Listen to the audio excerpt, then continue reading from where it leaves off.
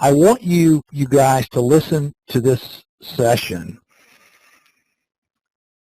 and accept it in the spirit that it is being presented, and it is being presented in the spirit to challenge you to think.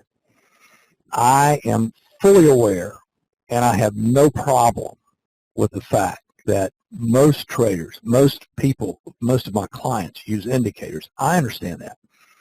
But I want you to understand what you're using, and I want you to think about it. And, you know, we all have things that we lean on that help us. And if indicators help you in your trading, then I want you to be using them in the right way, and I want you to understand what they are. So we're going to have a little discussion about indicators, and indicators are the biggest bane to traders' ability to trade that exist, because they are grossly misused. They're grossly misunderstood. They're grossly misapplied, and in general, they simply just don't work, especially as they are prescribed. So indicators, now you guys know that I use some indicators, especially when I'm analyzing the stock market, but the indicators that I use are of market internals. In other words, I'm using basically information from the market itself, advanced decline line, advancing issues, declining issues, things like that. And I'll take those and I'll put a moving average on it. And I'm constantly careful to qualify the use of even those things. But the overwhelming majority of indicators are oscillators. Now, what are oscillators? What are almost all oscillators? Almost all oscillators have a common component. What is it? Derivations of price in relation to volume or time, look back, filters, arranging, averaging of data, history, they lag, move. There you go. That's what I was looking for, Ed. Yes, Ed gets the prize. They're moving averages of some sort. Now, we're actually, James, I think, brought up a good point, and I'm going to get into this. It'll probably be next time. We're going to talk about indicators on volume, and that's the quite popular thing now to try and brand things, but we'll talk about that because it's important to discuss. But what are oscillators, okay? They are, this is my definition, a mathematical construct of a number series generated by successive unit changes in the price of something. Simply put, there's primarily some form of a moving average. Now, I can't think of a more succinct definition of what your typical oscillators are, and it doesn't matter if it's a moving average. A moving average actually is not bound. You know, it's a moving average. It's your stochastics, your RSIs, your all the Williams things, Bollinger Bands, all of these things, CCI. They're all components of a moving average that has been, what's the right word, tweaked mathematically somehow. But it's still a moving average. And, the big thing among indicator people is to try and curve fit. They'll take a moving average and they'll curve fit it on data, and they'll change the settings so that they try to find a data set, and then they'll try to find the best setting that fits that data set. But then you get back to the problem that most systems traders run into. You curve fit to a specific data set, but then when market conditions move out of the condition of the data set, you're back where you started. Now, this is important. I want you to really think about this. What are the underlying premises of indicators and oscillators? Now, this is the explicit premise that they're going to define overbought and oversold, and that they give a read on momentum.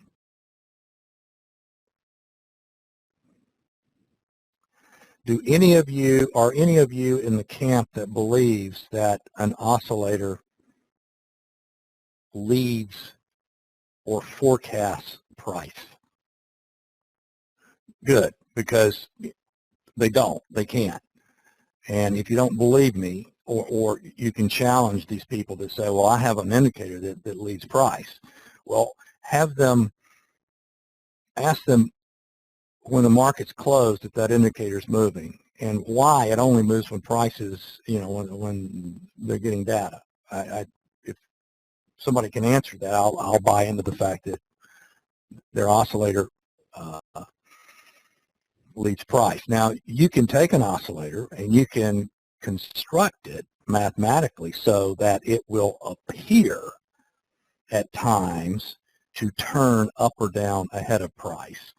But again, it's a mathematical construct. It has nothing to do with the market.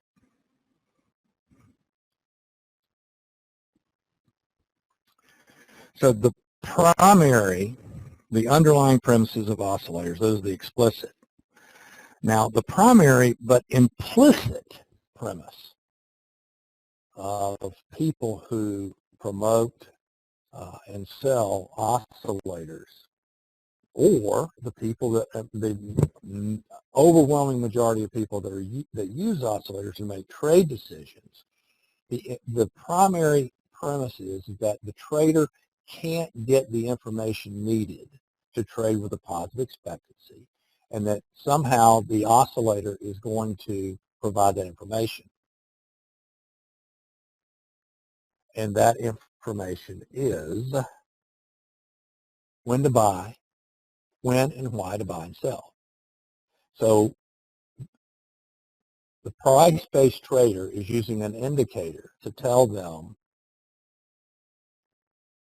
when to, and why to buy and sell. And they're depending on the indicator. They're not depending on the market.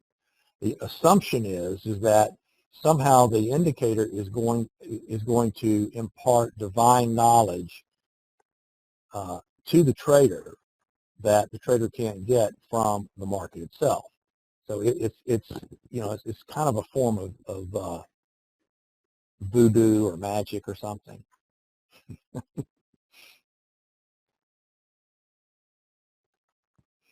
So what we're back to then is indicators are used by people who understand, they don't understand the market and think that they can better understand the market by using an indicator. So they're trying, they are recognizing that they need to understand the market to make trade decisions, and that they don't. So they've got to find something that tells them what to do. So these indicators and these oscillators and things are a crude attempt to identify market condition of where and when there's an edge to trade.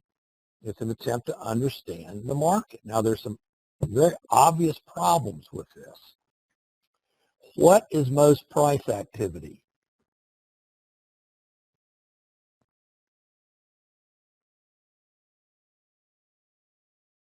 It's noise, right? Exactly. So the majority of the time, oscillators are giving us a reading on noise.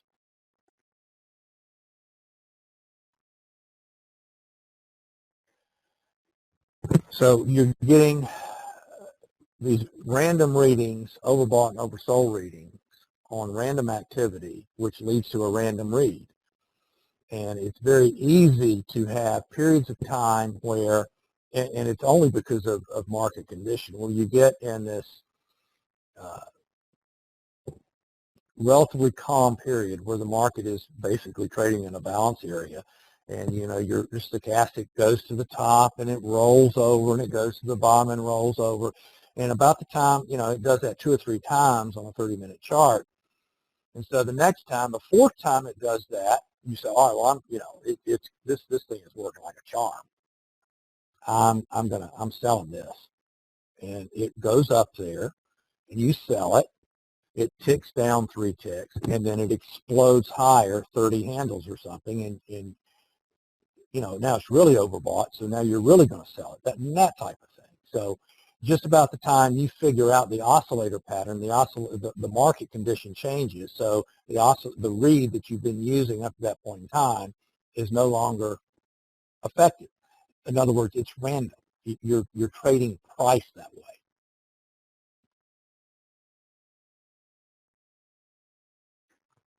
Now, there are some more subtle problems that are more, actually, they're worse. They're more insidious. You know, if I have an oscillator on my screen, I can't help but notice that oscillator. And I might be, even if I have a sophisticated understanding, I'm talking about myself now, literally. I'm not talking at you.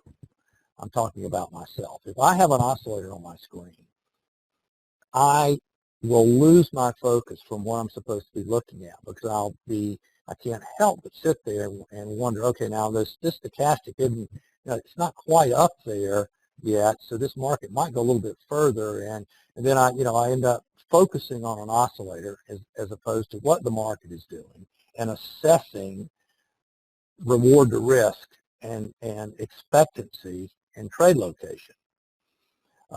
The other thing, they're ambiguous. The oscillators require far more interpretation than what you are learning requires. Now, I realize that I am teaching you a discretionary methodology that requires judgment and requires interpretation. And at times, not as often as you may think, at times it's, it's not clear.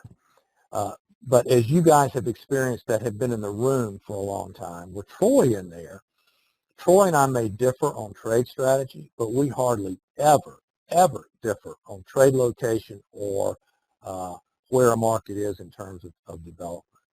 And that is really, really unique.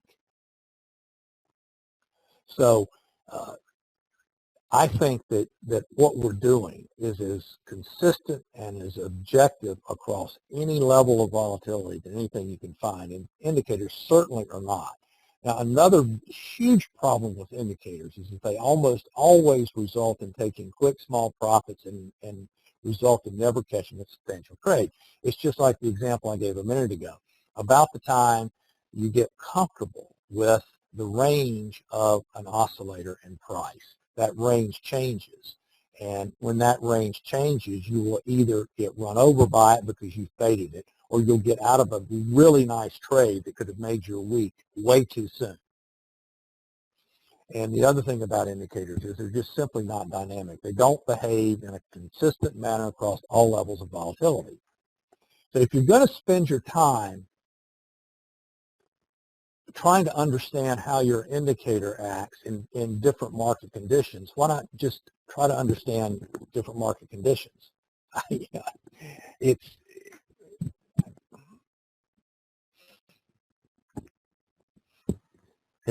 seems logical, but of course, I have been doing this for a long time, so I can appreciate the fact you can't just, and I don't expect you to. I don't expect you, if you're using something now, first of all, if you're using something and it works, that's great, keep on using it. But if you find yourself being handicapped in some way, whether it's a lack of focus or money management issues, take a look at indicators, and if you're focusing on the indicator, if that might be part of your problem.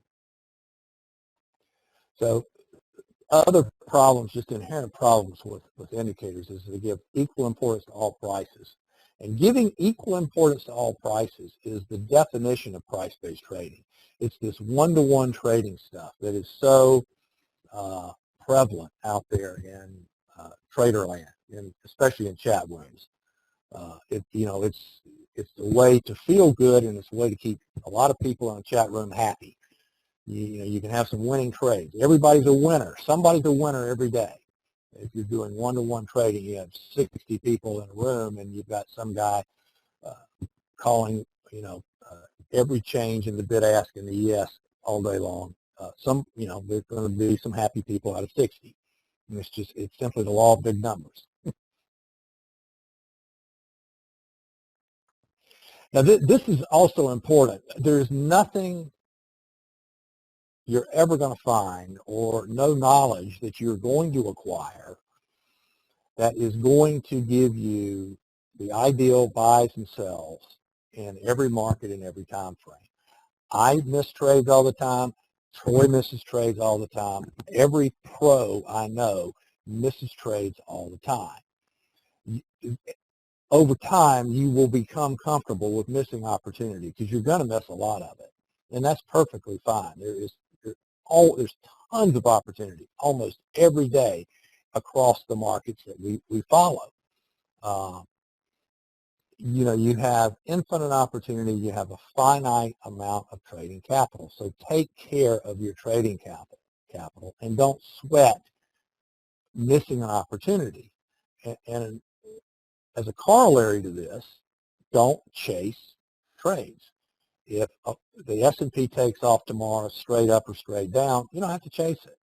There'll be, if the market's going to trend one way or the other, there will be other opportunities to catch it besides the one that you may have just missed. So you, as a trader, you're going to miss opportunity. It's impossible to catch all the opportunity that's out there every day. And I realize it can be quite frustrating. There are times where I have found myself fighting some market all day long, and I look over here, and Troy's been talking about the Australian dollar, and it's just been a straight line all day long, and I'm over here trying to day trade crude and getting lit to pieces. So it happens to everybody. It's not, you're not unique or being picked on.